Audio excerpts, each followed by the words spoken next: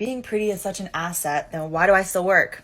Why do I still have to work? Well, sweetie, you have to work so you can afford food. You have to work so you can afford clothes. You have to work so you can afford housing. But mostly, you have to work because your bathroom mirror says you have to.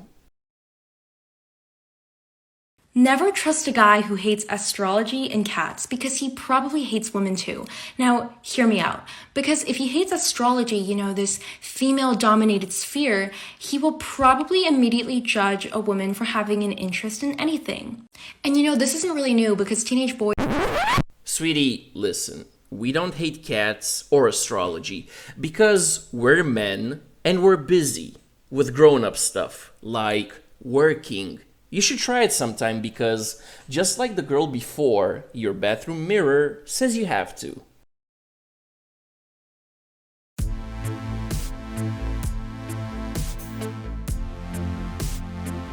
Guys, let me translate that for you.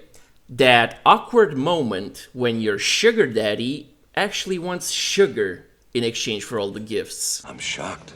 And it's even more awkward when your sugar daddy looks like this. But guys, let me tell you a story.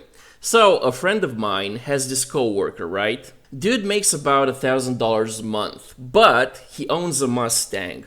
A used Mustang with a 2.4-liter engine, but still, it's not something you can afford on $1,000 a month.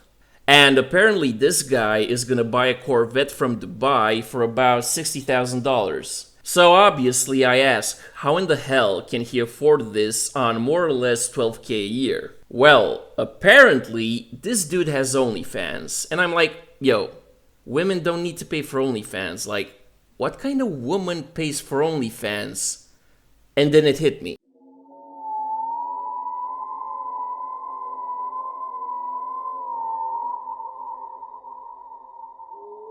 Oh, that's nasty.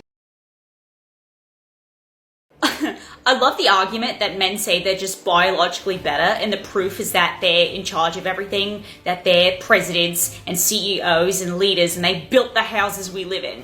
Because it's so funny, because you're bragging about winning a race that you literally didn't even let us compete in.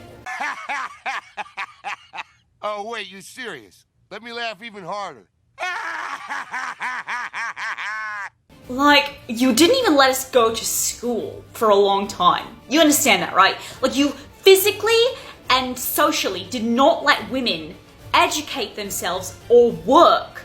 And then you're like, haha, see, we're better than you. You're bragging about winning a race where you tied up your opponents, then started running, and they only caught up to you after they cut themselves free. Sweetie, that is a horrible argument, and I do not acquiesce to it. But just for the LOLs, let's apply some logic to your argument. Fascinating. You're saying men are not superior because they stopped women from competing against them. Okay, your opinion is noted.